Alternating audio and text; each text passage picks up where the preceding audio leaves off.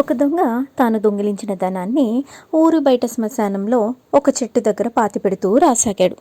ఇలా 2-3 సార్లు జరిగినాక చెట్టు మీద ఉండే పిశాచం అతన్ని గమనించి, పాపం, ఈ మనిషి కష్టపడి దాచుకున్న ధనం ఎవ్వరికీ దొరకకూడదు అని అనుకుంది. దారికి అడ్డంగా పెద్ద రాళ్లను వేసింది. ఒకరోజు ఒక మునీశ్వరుడు ఆ దారి వెంబడి వచ్చాడు.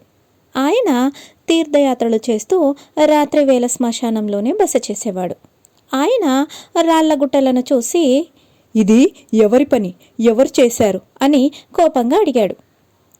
చెట్టు మీద ఉన్న పిశాచం, నేనే వేశాను, వెనక్కు వెళ్ళిపో, ఇక్కడ దారి లేదు అని చెప్పింది. ముని కోపంగా, ఇకపై నువ్వు ఆ చెట్టు చుట్టూనే తిరుగుతూ ఉండాలి అని శపించాడు. పిశాచం భయపడి, దయచేసి శాపాన్ని తొలగించండి అని మునిని వేడుకుంది. ముని, ఈ రాళ్లను తొలగించి దారి మునపటిలాగా చేస్తే గాని నీకు శాప విమోచనం జరగదు. కానీ ఒక షరతు, ఈ రాళ్లను నీకు నువ్వంతటే తీయకూడదు అని శపించాడు ముని.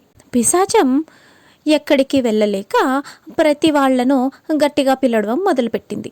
ఎవ్వరికీ ధైర్యం లేకపోవడంతో వారందరూ పారిపోతూ ఉండేవారు. ఒకరోజు ఒక బీదవాడు వచ్చి, ఎవరు, ఎందుకు పిలుస్తున్నారు అని అడిగాడు. ఈ రాళ్లను తీసేస్తే నీకు బండికి 100 వరహాలు ఇస్తాను అని చెప్పింది. ఆ బీదవాడు రాళ్ళని తొలగించి 2000 వరహాలు సంపాదించాడు.